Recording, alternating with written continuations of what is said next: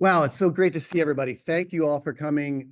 Welcome to Alumni Takeover Week. My name is Mike Lyons. I'm an associate professor and chair of the Department of Communication and Media Studies. Throughout the week, we've invited alumni to join us for conversations about their careers, to give you insight into different career paths in industries, and get advice on how to enter and thrive in these fields. Our guest today is Melanie Freiria, Associate Director of Premium Experience and Ticket Services for the New York Yankees. Born and raised in Puerto Rico, Melanie earned her bachelor's degree in communication with a concentration in sports marketing from St. Joe's in 2016. Before joining the Yankees, she served as senior manager of guest experience for the Charlotte Hornets. In her free time, Melanie enjoys exploring museums and attending Broadway shows. Must be nice to live in New York City. I'm excited to welcome Melanie back to Hawk Hill. In fact, we've probably sat together in this classroom where I'm sitting right now in the past.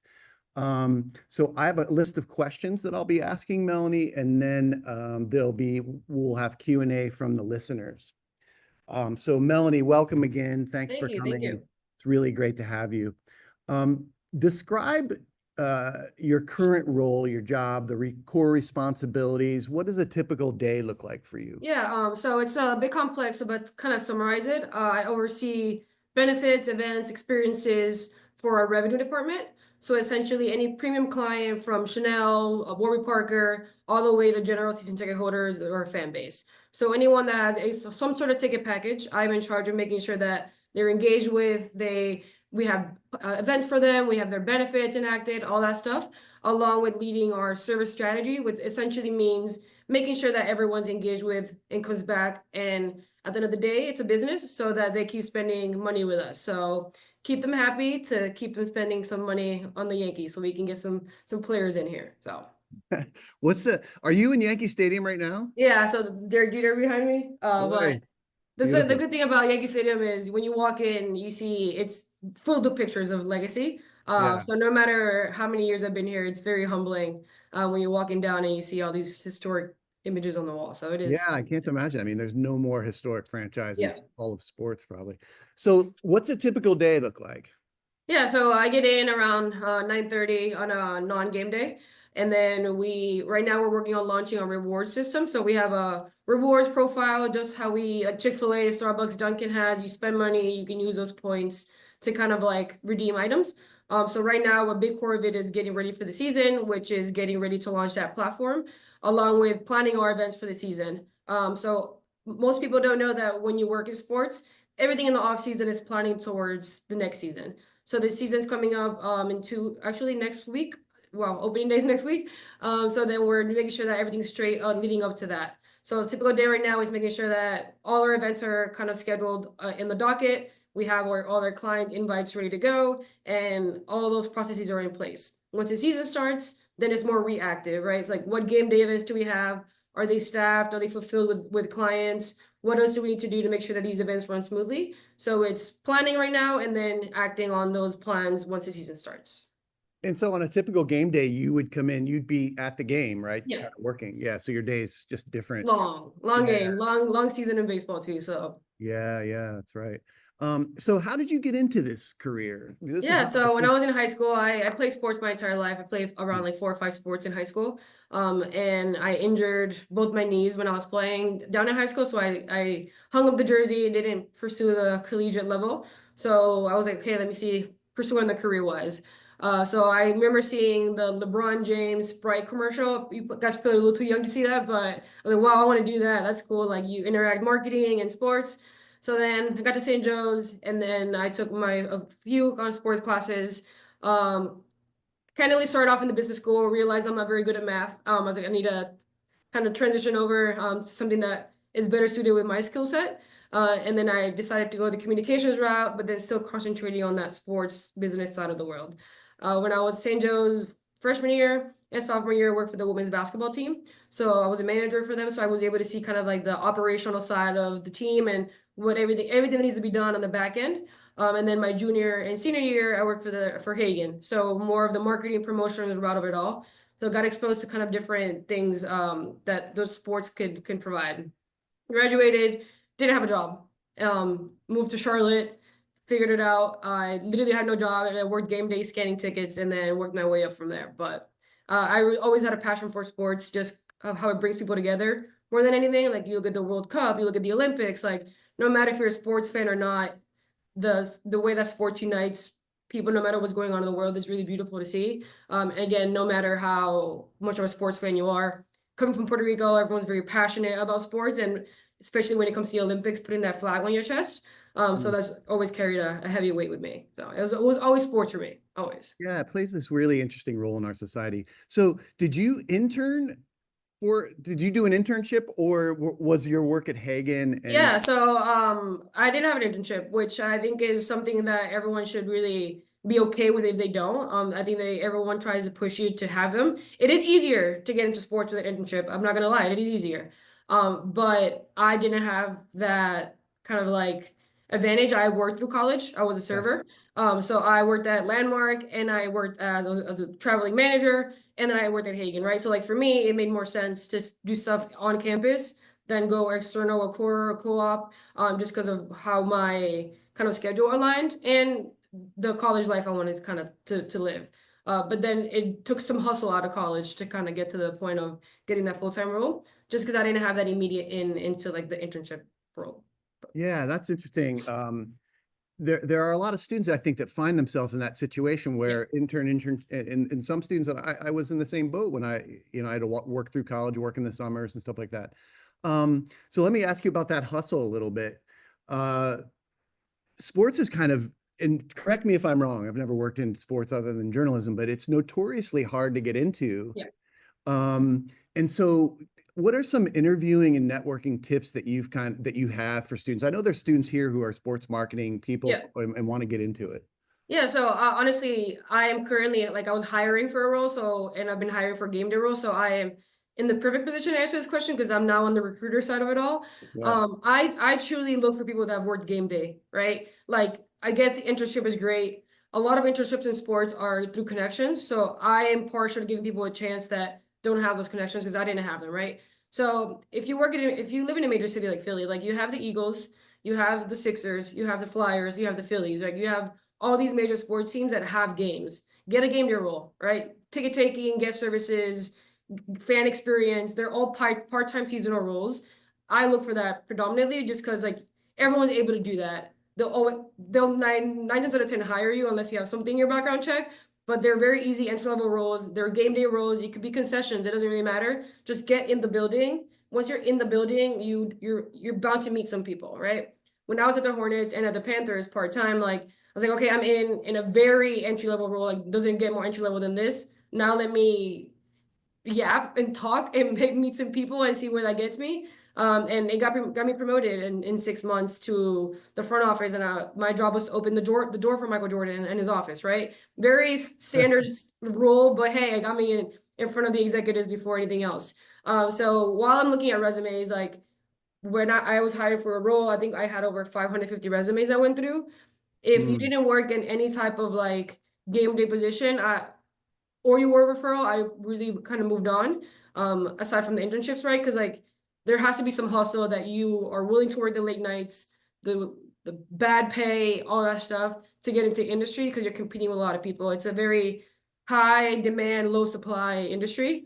Each yeah. team has like around 250 full-time professionals versus like Microsoft has like 10,000, right? Like even the Yankees are a huge brand. We don't have that many employees just because like that's how just sports is, right? Low supply, high demand.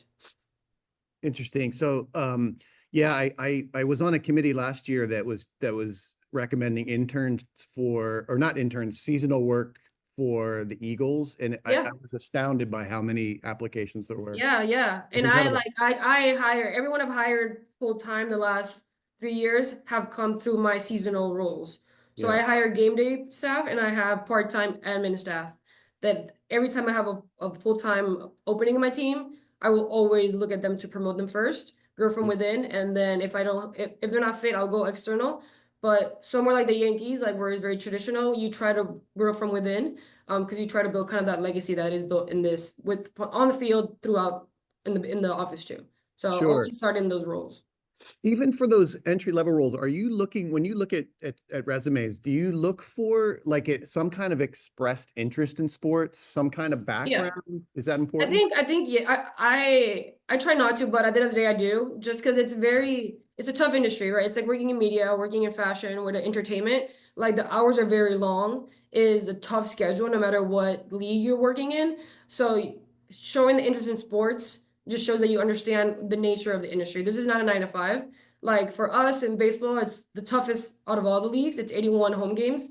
Plus at the Yankees, like last season we went to the World Series, it's an extra 2 months of work, right? And you're working nights, you're working through the summer. Like you have to be able to understand that it is what sports is. It's the night, it's the long weekends, it's entertainment. Like it's not you're going in there and you're clocking out and going home, unless you work in a finance role maybe or in like a analytical role that you may not have game duties, but most duties require some sort of game duties. And if you're not in the team side, there is an operational side that does concerts, right? So like those concerts are long, right? Having some sort of knowledge of or interest in it makes you understand like what you're really signing up for. And that's across, you have to understand what sport you're applying to as well. I came from basketball, but I did basketball and concerts. So I had the same workload as baseball. I had talked to someone on the Eagles for a role I had, and they were like, I don't know if I can handle 81 games. And I'm like, fair. Um, Token of advice though, I feel like if you're young, suck it up, truly. You shouldn't say no to baseball just because you don't want to work 81 games if you're 23, 24, 25. I think that is a very important point in your career that you should kind of sacrifice the trips with your friends if you need to, just for the longevity of your career. And some may not agree with that, but I do think if a job like the Yankees or like the Red Sox, the Mets, like these big brands offer you an opportunity, you look past the 81 games, you suck it up, and you'll see how it sets you up for your career. And you've as you said, worked in a number of sports. What one thing that I'm interested in is when you get in, is it this kind of industry where once you get in, it is easier to move Yeah, around place? 100%. Yeah. 100%. Talk about that. How's that work? Like when I was at the Hornets, part-time, like literally I was in the kids booth. I was writing first game certificates. That was my job. And then once I got promoted, I essentially my boss came to the kids booth. I didn't know who she was. I told her she was doing it wrong. She called me to her office. She was like, "Who are you?" I was like, "I'm so sorry. I didn't know who you were." She was like, "No, like I like that you corrected me. You have pride in your work. Do you want to come work during the day?" Still part-time, and I'm like 100%. So when I was in the front office, then I was able to meet like the Jordan family, the president, scouts, like you build relationships with them. Once I had those relationships and a full-time role came along, there was no need to look externally because they all advocated for me, right? So then I really didn't have an official interview till the Yankees, which was 7 years later, because Wow. all of my connections internally at the Hornets were able to move my way up, whether it be in the same department or my flex roles with VIPs and the Jordan family and celebrities, all were built based on relationships, right? So then when I applied to the Yankees, I knew nobody. So I was already at a default just because it's a very tough market in New York. No matter what team you're applying for, there's so many teams here that you tend to poach from each other. So I already has a disadvantage. I added about 10 references on my resume for my now boss to call. She called all of them. They were all in sports and they all had nothing but good things to say. So those internal kind of referrals of different departments that I was able to work with inside sports were one of the reasons why I was able to get this role that I was truly a bit underqualified for, right? So you have the sports background. I had the events background through sports, and I had so many relationships at the Hornets in different departments that convinced my boss that I was in a good place to kind of like take a risk on someone who had no revenue experience in the past. So I immediately, when I'm looking at resumes, if I see a team on there, no matter collegiate or whatever it is, I will move them forward. Just because again, they understand the nature of the work. It is not a desk job. Sometimes it is, but it's larger than that. Yeah. So I have to pause for a second and ask you about holding the door for Michael Jordan. So Yeah. tell us about that a little bit. Like what Yeah, was so his brother was my direct boss. His brother was the head of operations when I was in ops. So naturally, like they will walk in together sometimes. So like James Jordan, his brother, oh, this is Melanie. He's like, oh, I'm Michael. I'm like, I know who you are. Hey, nice to meet you. But it was literally just clicking. You would see him coming, it was a glass door. Open the door. He would come in, very nice. But he would be there for like the draft or like big games, and All-Star weekend was one of the best weekends of my life. Obviously he was around there, but one of the best parts of the Hornets was our holiday party, and he would come to the holiday party, no security. It just felt like he was one of the bosses in that way. Very approachable, not like how the media presents him in that way. I think when you're someone of that stature, you have an image to protect, or so like you just a little coy. But when you're within the staff, like we never had any issues with that. But it is at the beginning, it was really humbling in a way, because you're like, oh, it's Michael, right? Like I don't get starstruck, but at the end of the day, like greatness. I've been in the room with LeBron James and Michael, and like big baseball players now, and it's kind of brings you back to reality of like this is some little kid's dream. This used to be my dream. And I have to sit back in that time and like, okay, don't take it for granted what you're doing, right? Like, yeah, it's work, but you're with the greats of a sport, right? Especially now, like we're at the Yankees, and that never falls short. I work for Michael Jordan, now I work at the Yankees, are two great accomplishments, right? That little me didn't think were ever gonna happen, right? So That's amazing.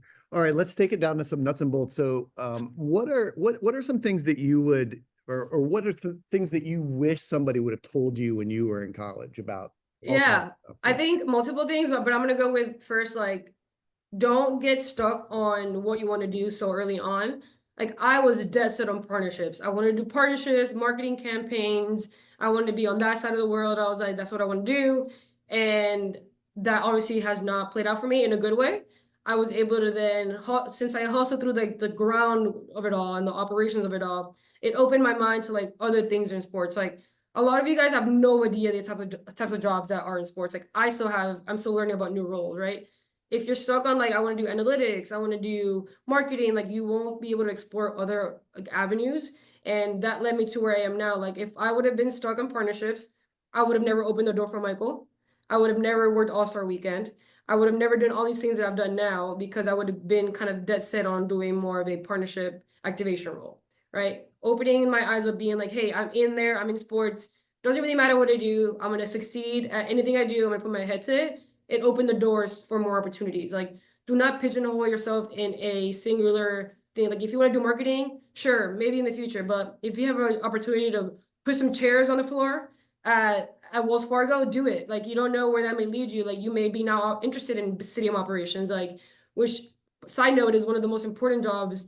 And my most important job that I ever had was working in operations.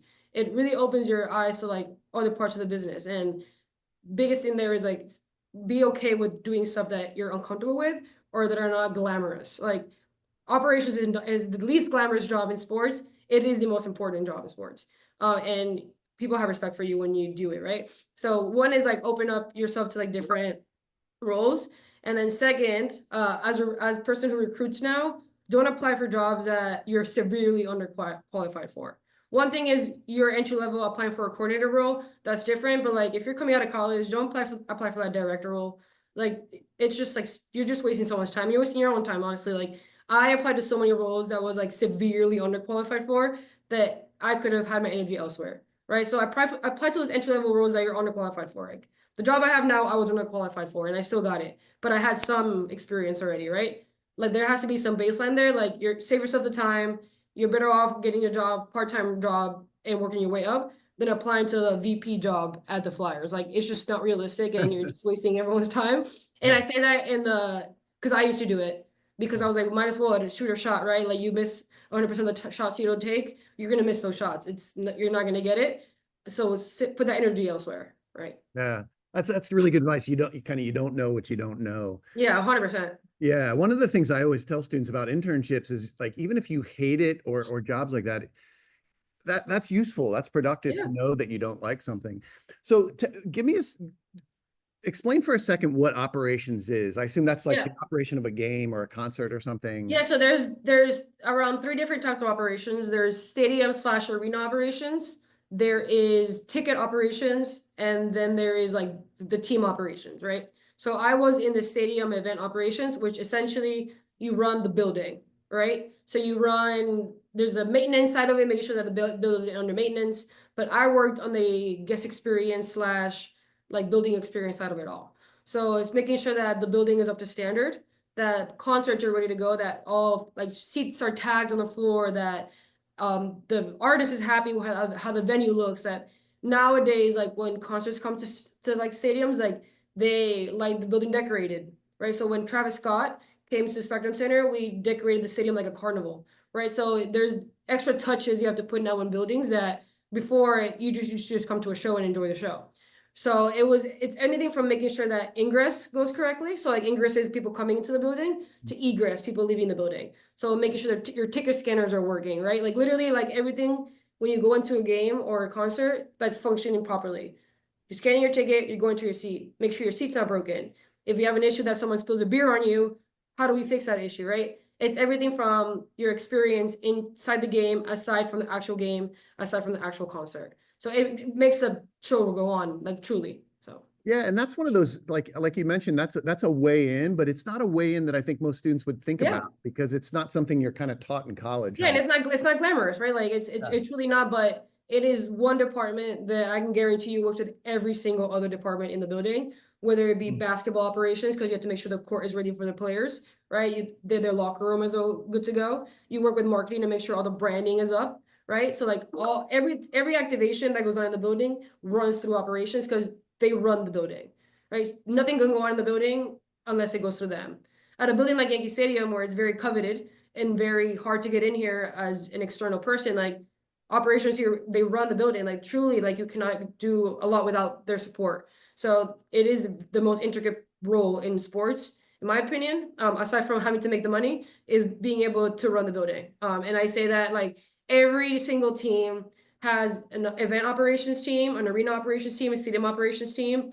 If the building is owned by the city has a staff that helps run the building. Like there's countless opportunities there. Like turnover. You have a game one day, a concert the other, that needs to get turned over. Like that building needs to flip from a game day to a concert. There's staff that does that, right? So those little things that happen like are very, very important. Not spoken about enough since they're not glamorous. That's why I always say like if it's not glamorous, still do it. It is you'll learn more in that sense. Yeah, that's really good advice. What 2 or 3 experiences do you think students should engage in while in college to help prepare them for entering what you do?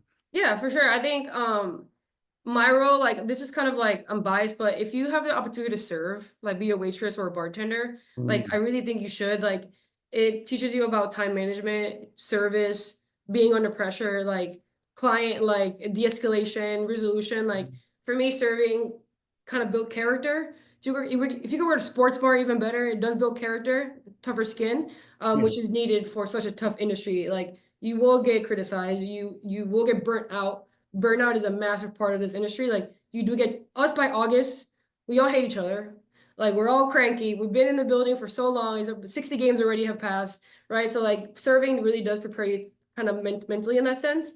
On the more like sports side or entertainment side, like I also plan events. So there's countless student events at St. Joe's or any college. Like if you don't have the internship, that's where this jumps in, right? Get involved in the student clubs or whatever whatever unions you have to plan these events. All of those go on your resume. Like if you can plan events, run them, that'll go far no matter what department you're trying to be in. Like marketing has events, partnership has events, sales has events, operation has event. If you have event background, it will always go far. And that you could do that anywhere. You could do that for the Latin American club, you could do that for the sports club. Like just plan an event, be part of it all. And obviously if you want to be in sports, like you don't have the internship, get involved at Hagen or with any other teams around. Like everyone's looking for volunteer, like be a manager. It doesn't have to be of the basketball team. You can be a manager of the lacrosse team. Like just be like, hey, can I help out at practice? Like that exposure to just being in the industry will always help, but it won't come to you. You have to ask for it, like most of the time. So you have to look out for what's available around you. In school, if you don't have the internship. If you have the internship, great, you're doing great. I didn't have that, so I had to kind of look for it on campus. And it's there. You just have to like search it. Yeah, it's interesting you mentioned that. When I mentioned the committee I was on for the Eagles, and the person I was with was an employee of the Eagles, and he always noted when people had service experience. Always.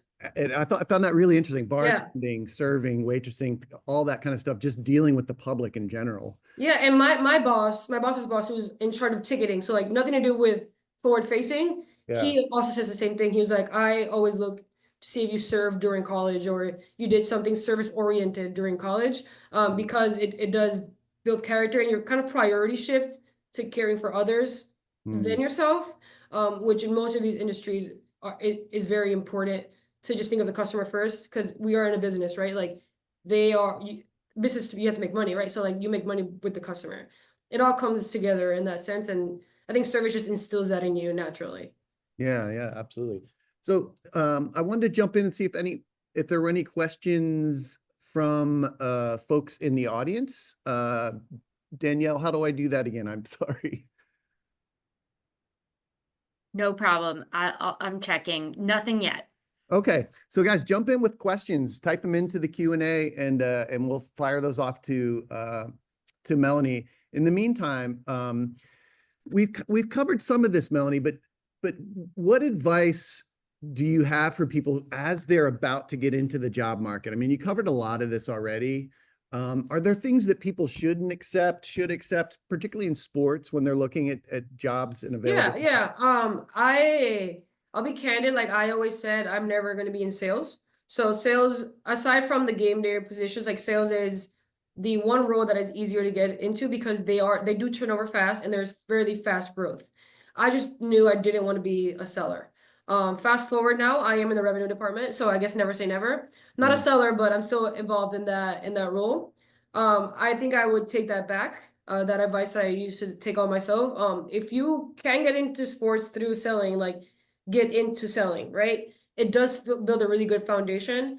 And if you end up not liking it, it's easier to transition out of it than not being in it at all, right? So I should have taken that advice when I was younger. Apply to the sales roles, be a seller if you need to. When we have sellers here that end up being not good sellers, I look at them for my service team. So then you're going into another role. We've had people go from the sales role to then the baseball operations role just because they knew Spanish and they needed someone in the clubhouse, right? We went someone who was in sales, wasn't great at it. Now they're in analytics, right? So once you're in, like you said, Mike, it's easier to navigate it. So apply to those sales roles, go through those sales boot camps. They're usually 8 months of like seeing if you're a good seller or not. Most teams have their inside sales program.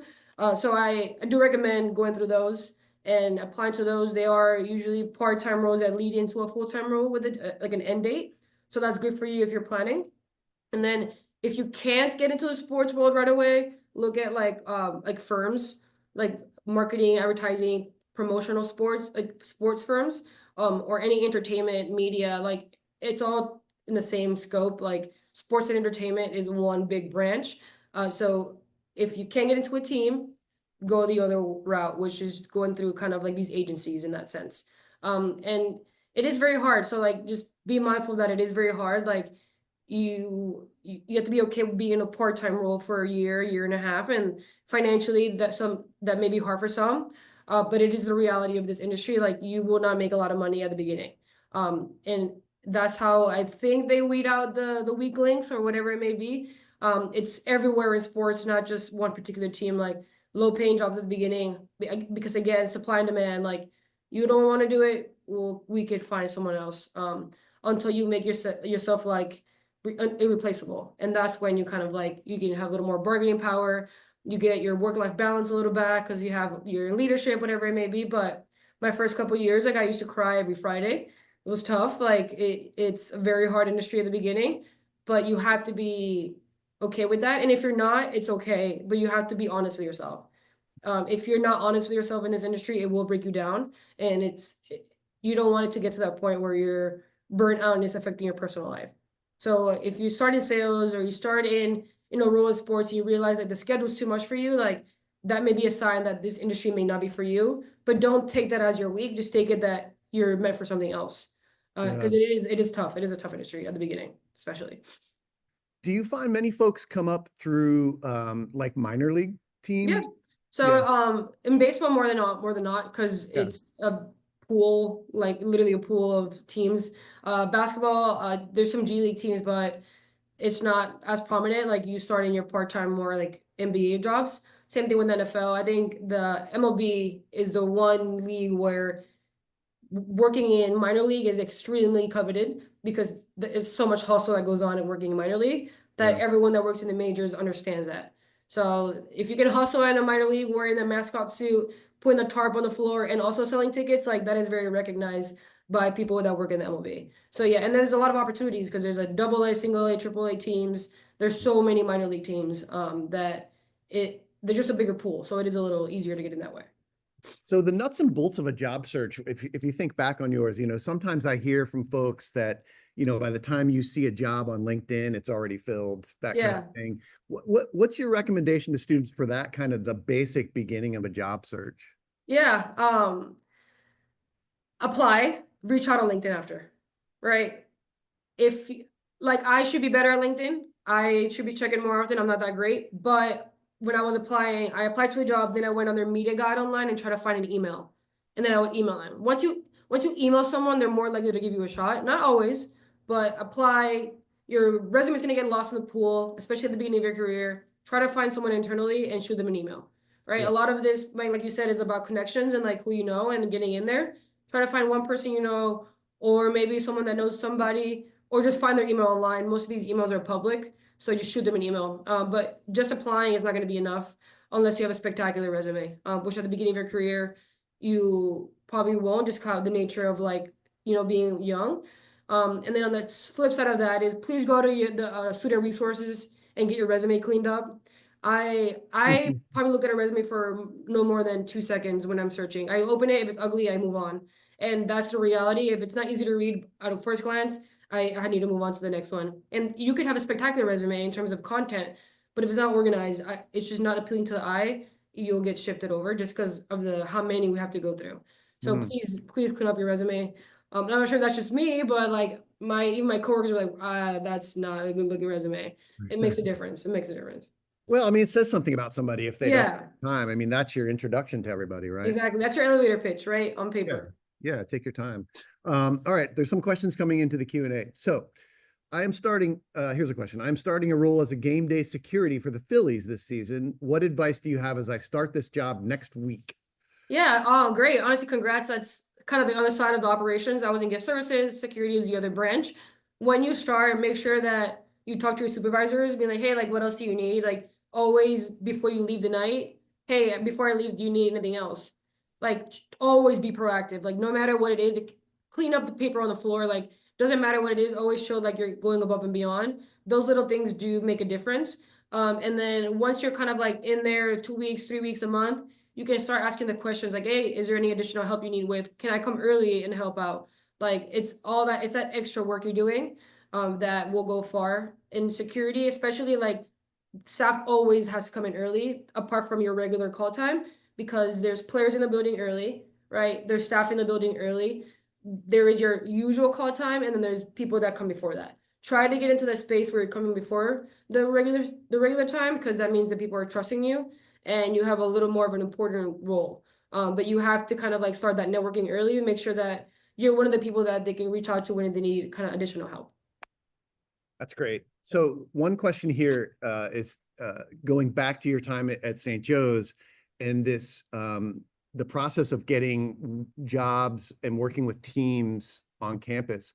Somebody asks, how were you able to work with some of the teams on campus? I mean, a lot of the students are first year students in this, Melanie, and so they don't even kind of know where to start, right? So how did you start? So I was very lucky. The freshman year, I lived with the basketball girls. So I think naturally they were like, hey, you should come work for the team. So I had an advantage there, transparency there, right? But the other managers that work for the team literally just went to Hague and be like, hey, where can I assist like on the women's team? How we work in sports, men's teams are more attracted to the eye, whatever it may be, than women's sports. So nothing naturally, I mean, I hate to say this, but it is a little easier to go the women's basketball route versus the men's route. There is a kind of, I think, a wait list now, especially the team is doing so great. So don't turn a blind eye to women's sports, like especially nowadays, like women's sports is on the rise. Like WNBA ratings were better than NBA ratings at some point in the season, right? So try to go and just ask at Hagen, like, hey, how can I help out? I know basketball is the biggest sport on campus, so if that's not a route, if they're full, whatever it may be, there's plenty of other teams on campus, right? See who the head coach is, find one of the players, be like, hey, like, do you know how I can help out with the team? And just be help with the practice squad, right? Handing out towels, filling out cups, like things like that. You just have to ask for it. Like, go to Hagen, go to the offices, check out who's in charge of what, be like, hey, how can I assist? And it could be an admin job. You could be working at Hagen, right? Like you never know. There's also a recruiting office where you can help out with the scouts are recruiting and all the paperwork. Like you just have to ask, like truly ask.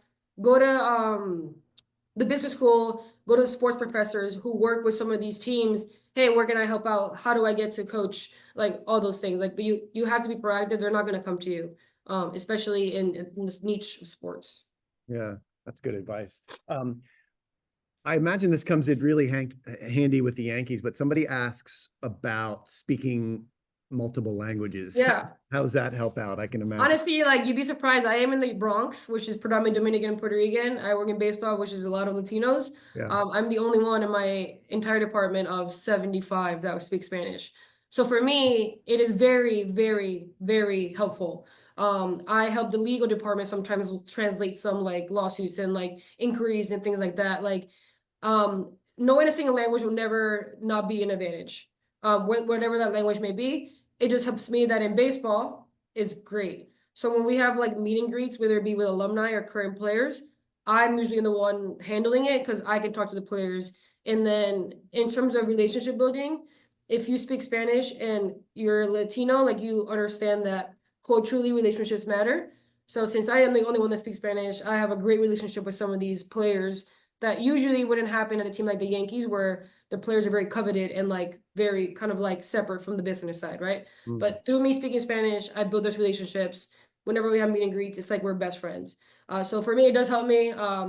It kind of push forward my career.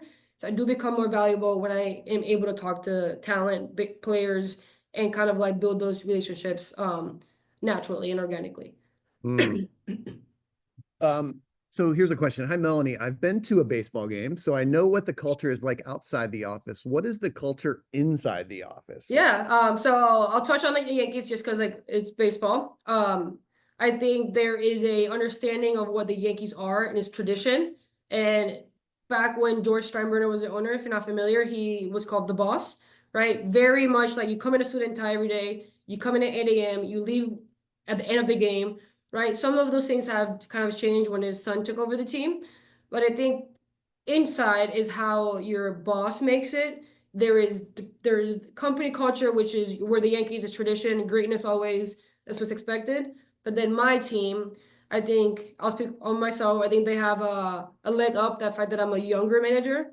I'm 30, they're 25, 26. So like there's a little more relationship between us, and like I'm trying to make it fun and not have them burn out. I try to make it, yeah, it's your job, but you're here to have fun as well. With my boss, who's a little older than me, I think personality wise, I bring a little more fun to it all, just because I'm not your typical Yankee, in terms of like very proper or whatever and all that stuff. So I think internally we've been able to build it where we're having fun as a team, knowing that at the end of the day, the goal is to be great, but we can let loose a little bit. The Phillies are very different than the Yankees, right? So like it'll all happen with what team you're at. But you have to go into a job with the expectation of knowing what the team culture is. Well, like literally what's on the field will impact the office culture. Traditional team like the Yankees, a little more strict around, right? If you go down there to the Marlins in Miami, they're just probably having a blast in the office because that's just the team's a little different. So one has 27 championships, which is us. They have none, right? So I think that plays a part to the culture. Is if you expect greatness, you're going to be a little more strict in the office because that's what you need to do, versus if you were just a fun team, then they're just more for vibes.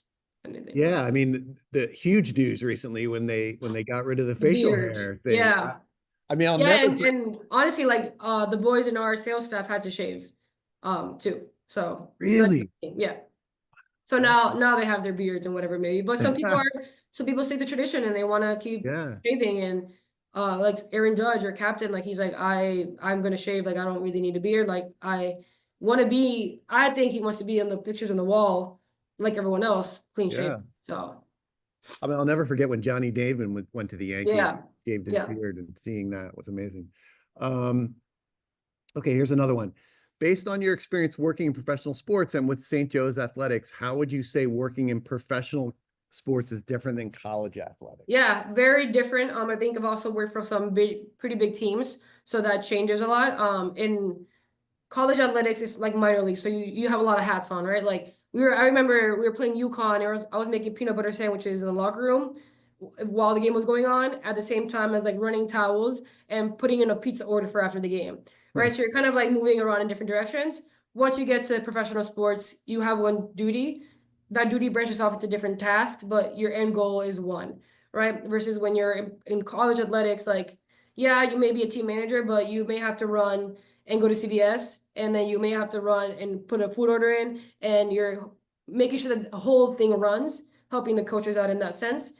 Like you're doing everything versus not one centralized task. So it's just like minor league. You're doing a lot for one team versus in professional, kind of like more like MLB level, you have one role that branches out into different roles, but the end to the main goal of your task, if that makes sense. It's just Yeah. a lot of hats, and then one hat that is big in those things. Yeah, I guess some of those things you would just never think of, right? Yeah. And that's that, again, that hustle, just proving that hustle. Let me ask you this one question. The question is, what are you looking forward to in the future with your job? And so let me kind of also add to that, kind of what you experienced so many things now in a relatively short amount of time with different teams, where do you see yourself 10 years, 10 years from now? Yeah, I truly don't know, and I think that's evolving as Sure. I never would have said I worked in baseball. To me, never would work in baseball. It's too much games. But I was like, but when I applied, I was like, it's the Yankees. Like I acknowledged what it is, right? I was like, it's the Yankees. I'm gonna apply. I'm not qualified. So now I got the job. So now I'm in baseball, and I truly don't know how I work for another team that is not the Yankees because of the greatness that comes with a brand like this, right? Not only for your resume, but like truly like the energy in a place like this when there's a game going on is truly nothing like I've experienced before. Like I went to the Hornets, a fairly unsuccessful team. Like they never made it to the playoffs when I was there. Never have since then. And now the opposite, we were the World Series last year, and I got to experience a World Series, and I was in LA, and like granted, it didn't end great, but these like huge accomplishments are only able to be done when you work for massive brands, right? So that has shifted where I want to be in 10 years. I thought I was going to work for the NBA league office because they're in New York as well. That was my goal leaving the Hornets. I think now being exposed to kind of like premium clients and premium clientele and larger scale premium events in that sense have led me to like, okay, if it's not the Yankees, like, do I pursue Formula One, which kind of like centralizes more on like the premium experience, very rich sport in terms of like their clients and who their fan base is and all their pregame hospitality. It like interests me, and all the stuff I like to do with my current role, F1 does, right? That takes obviously moving to either Europe, Florida, Vegas, right? So side note on that, you have to be open to moving if you want to work in sports. I went from Puerto Rico to Philly to Charlotte to New York. You have to be willing to do that move. You're not going to get a job in Philly, most likely right off the bat. Go somewhere else, right? But I think 10 years, as of now, I'm here growing the team. The team, when I started, we were 3 people plus me. Now we're 9 plus me. So we're going in a good trajectory in how this department is moving. But then let's say something happens and I want to, pursue something else. I think for me, would be focusing more on that event hospitality side of the world, and doesn't look like F1's probably the best option in that sense. So, Yeah, it's amazing how F1 has taken off, and yeah. and it is fun. It is fun to follow. All right, we have a few minutes left. Let me look at the questions here. There's a question here that you kind of answered a little bit, but there's a lot of students in here are thinking graduation's in 7 weeks or something. And the question is, if you had to redo your first job search, is there something you would do differently? Yeah, I think I would have gotten a game day role in Philly. My goal was to always stay up north. I wanted to move to New York when I was in Philly. So Philly, if I would have done what I did at the Hornets and at the Panthers in Philly, I would have gotten to New York faster. Granted, I don't believe in changing the past, but I think I would have tried harder in Philly before moving to Charlotte. Philly has 5 major 5 major schools, and all the major sports teams. I didn't take advantage of that enough. I think I should have focused on Philly a little harder, and maybe my path would have been faster. But again, can't change the past. But if you're there now, really try to focus on like the greatness that Philly has to offer in sports. Like there is literally no other city like it aside from New York, but New York doesn't have the college sports. Like you guys, Philly has all the college sports plus all the major sports. We just have a lot of major sports because we have the Mets, the Jets, the Knicks, the Nets, the Mets, the Yankees, right? Like there's two for every sport here, but you guys have the collegiate level, which it is a little easier to get into. So even if you graduate, like you could work as a grad assistant and things like that, right? So take advantage of Philly. I didn't enough, and I wish I should have. I wish I would have. Yeah. So I guess I didn't think when I was thinking about minor league, coming up through the minor league, do you come across a lot of folks that come up through college sports as well? Yeah. I mean, I'm partial to it because I was in college. I worked in basketball, and if you were a student athlete, I also look at that because like it takes a lot to be a student athlete, and I was part of that. Like I saw my boyfriend at the time played sports, and I worked for the women's basketball team, right? So I've seen it on both sides and what it takes to succeed. So if you were an athlete, acknowledge that you may not have had the experience because of you had to play, but I do know what the hustle is to succeed as a student athlete. So in both tiers of that. Yeah. All right, I'm going to end with this. Somebody asked, what is your favorite SJU memory? Honestly, freshman year working for the women's basketball team, we won the A10 championship. So I did get a ring then, and that was first year at school. I got a ring, and it was the first time that Barclays Center, Brooklyn, which I live in Brooklyn now, so it's kind of full circle. First time that the A10 tournament was at Barclays Center, which at the time Jay-Z owned part of the Nets. So it was all kind of like full circle moment now. Fast forward for me, living in Brooklyn, 20-minute walk from Barclays Center. And my first championship was, and only one is still freshman year of college. So hopefully I can get a ring over here with the Yankees, but fingers crossed. So. It seems like y'all are set up. I suspect there's a good chance we might see a rematch from last year. So. I hope. Yeah. I mean, I'm obviously a hater of the people across the water, the Mets, but they got to play the Dodgers. So yeah, the Mets are going to be tough this year too. Yeah, but they have to play against the Dodgers, so it'll be fine. That's true. And the Phillies. Yeah. So, Melanie, it's been terrific seeing you again. Thanks for coming in. So thankful for you to stop by.